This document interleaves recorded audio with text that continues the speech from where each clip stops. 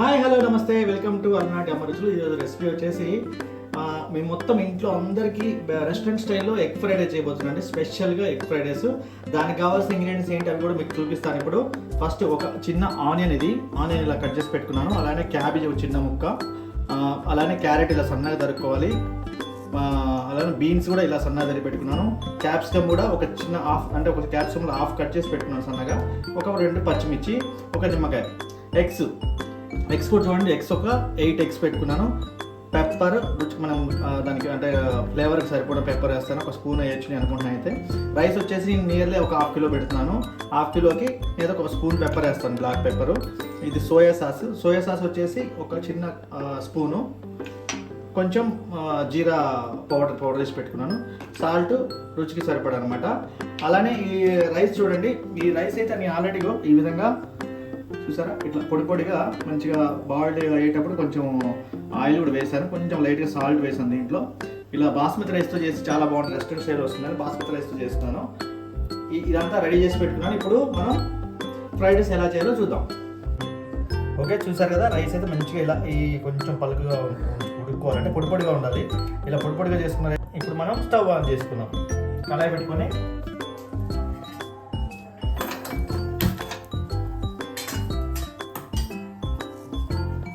Stove కళాయి ఇలా ఉండాలండి. కళాయి ఎందుకంటే ఇట్లా ఫ్రీగా ఉంటేనే రైస్ మంచిగా ఫ్రై అవుతుంది.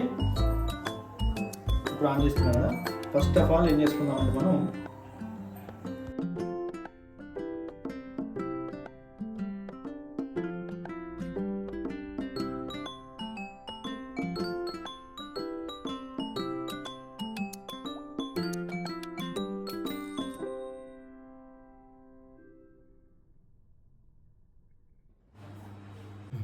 ఓకే, ఇప్పుడైతే మనం కళాయి పెట్టేసుకున్నాం కదా. ఈలోపు మనం ఒక 3 ఎగ్స్, ఒక 3 ఎగ్స్ అయితే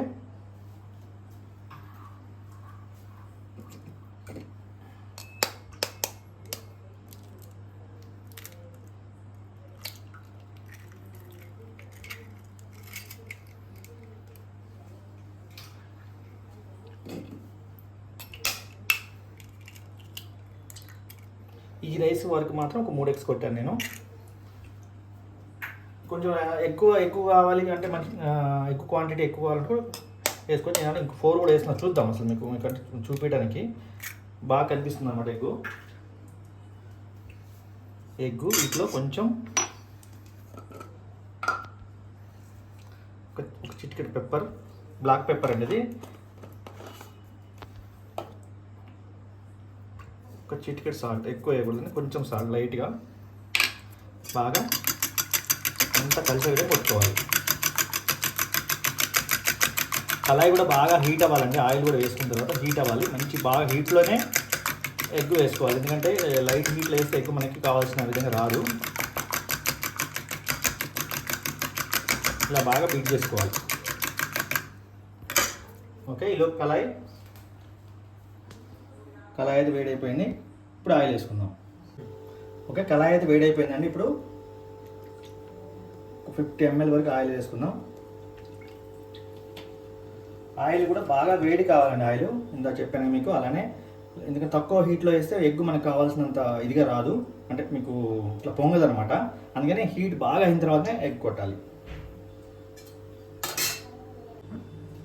ఓకే, ఆయిల్ అయితే బాగా హీట్ ఎక్కిపోయింది. ఇప్పుడు మనం ఈ ఎగ్ దీంట్లో వేసేసుకుందాం.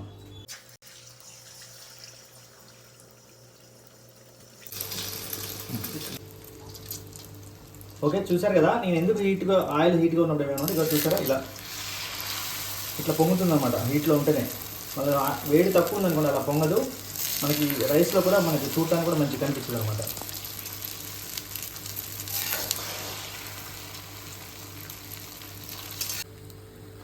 ఓకే, ఇక బాగా చితపకూడదండి, అంటే మొత్తం ఇట్లా ఇదిగా చితపకూడదు. ఇట్లా కొంచెం లైట్గా ఇలా హీట్ చేసుకుంటా, 2 పక్కల తిప్పుకుంటూ హీట్ చేసుకుంటా చేయాలి.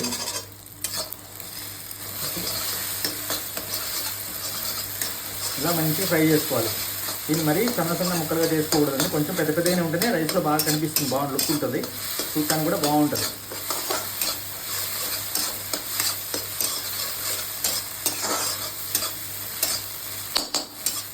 ఓకే, సరిపోతుంది. ఇప్పుడు దీన్ని మళ్ళీ ప్లేట్లో తీసుకుందాం.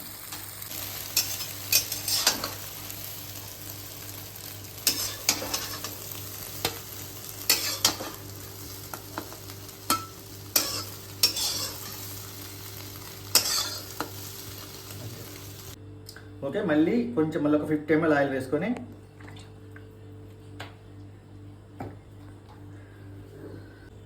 ఓకే, ఆల్రెడీ మనం ఎగ్ ఫ్రై చేసి పెట్టుకున్నాం కదా. ఇప్పుడు ఆల్రెడీ మనం ఇవన్నీ చూసారా, పచ్చిమిర్చి, onions, cabbage, carrot, beans, capsicum ఇవన్నీ సన్నగా తరిగి పెట్టుకున్నాం కదా. ఇప్పుడు ఈ రైస్కి సరిపోను ఎంత వేయాలో వేసి చూపిస్తాను మీకు. ఫస్ట్ పచ్చిమిర్చి వేసాను, తర్వాత క్యాబేజీ, తర్వాత క్యారెట్, తర్వాత బీన్స్, తర్వాత క్యాప్సికమ్, తర్వాత ఆనియన్. ఇవన్నీ మనకి ఈ రైస్ సరిపోయిన వరకు వేసాను నేను. ఇంకా మిగతా రైస్ మళ్ళీ వేరే చేద్దాం. ఇది మంచిగా ఇది మరీ బాగా ఉడకొద్దండి, లైట్గా వేగాలి. అంటే ఉడకడం అంటే ఫ్రై లాగా అవ్వద్దు, ఆ కలర్ అనేది చేంజ్ అవ్వకూడదు అనమాట. ఏదైతే ఈ గ్రీన్ ఇది ఉంది కదా, మన క్యారెట్ కలర్ కానీ క్యాప్సికమ్ కలర్ ఇవి చేంజ్ అవ్వకుండా ఒక 50% ఉడకాలి అంతే. ఓకే, ఇవన్నీ ఎప్పుడైనా హై ఫ్లేమ్లోనే చేసుకోవాలి, ఇంకా లో ఫ్లేమ్లో చేసుకుంటే మెత్తబడిపోతాయి. ఇప్పుడు బ్లాక్ పెప్పర్, కొంచెం జీరా పౌడర్, సాల్ట్, మనం రుచికి సరిపడా సాల్ట్ చూసి వేసుకోండి మీరు.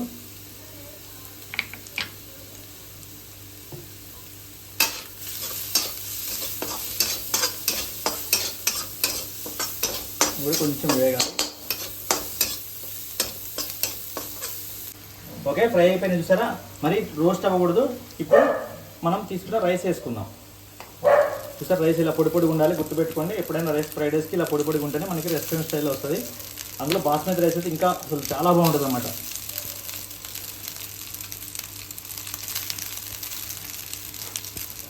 రైస్ వేసుకునేటప్పుడు మాత్రం సిమ్లో పెట్టేసుకోండి. ఓకే, ఇప్పుడు రైస్ వేసుకున్నాం కదా, ఇది మంచిగా మొత్తం పట్టే విధంగా కలుపుకోవాలి రైస్ మొత్తానికి.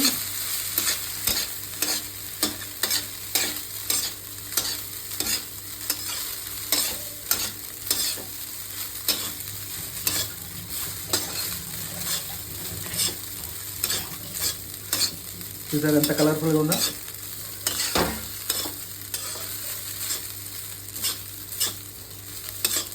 సాల్ట్ చూసుకొని ఒకసారి మళ్ళీ వేసుకోండి.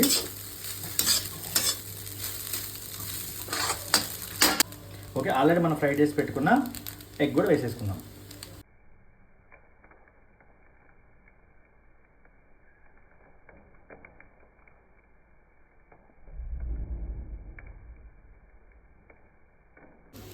ఓకే, ఎగ్ అని వేసుకొని ఎగ్ కూడా మొత్తం కలిసే విధంగా కలుపుకోవాలి.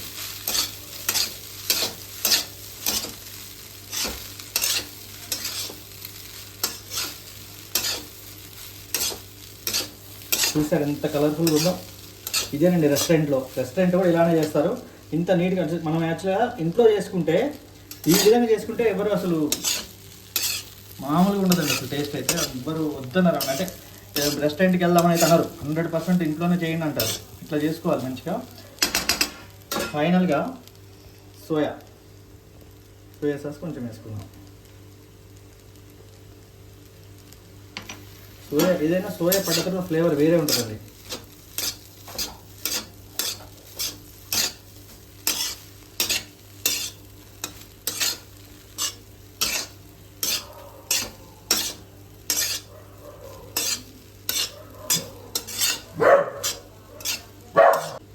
ఓకే, ఫైనల్గా మనం ఇంట్లో వెనిగర్ ఉంటే వేసుకోండి. వెనిగర్ లేని పక్షంలో ఒక్క నిమ్మకాయ ఒకటి లైట్గా ఎక్కువ వద్దండి, కొంచెం స్లైట్గా పిండుకోండి. అసలు ఆ ఫ్లేవర్ ఎక్సలెంట్గా ఉంటుందండి. అసలు నిమ్మకాయ కంపల్సరీ, అంటే మీకు ఇష్టం లేదు వదిలేయండి, అది మీ ఇష్టం. నేనైతే పిండాను ఒక చిన్న ముక్క. ఫ్లేవర్ అసలు మామూలుగా ఉండదండి.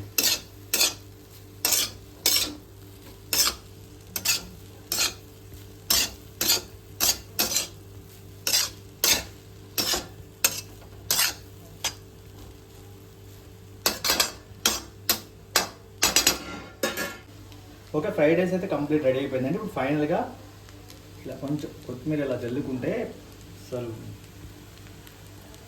అసలు ఆ లుక్కే వేరే, టేస్టే వేరే ఉంటుంది. ఇప్పుడు మనం ఫైనల్గా ఒకసారి ప్లేట్లో తీసేసుకుందాం. ఓకే, ఫైనల్గా ఒకసారి కొత్తిమీర వేసాక కలిపేసుకొని ఇది కూడా కలిపేసుకుందాం.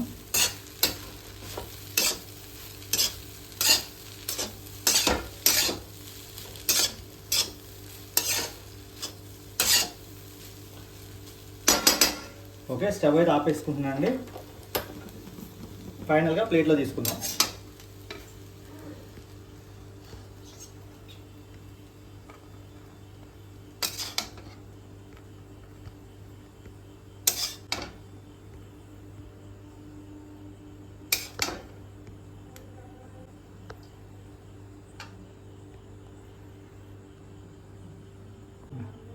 చూసారా, ఇదండి మన ఎగ్ స్పెషల్, మన restaurant egg fried rice restaurant స్టైల్లో.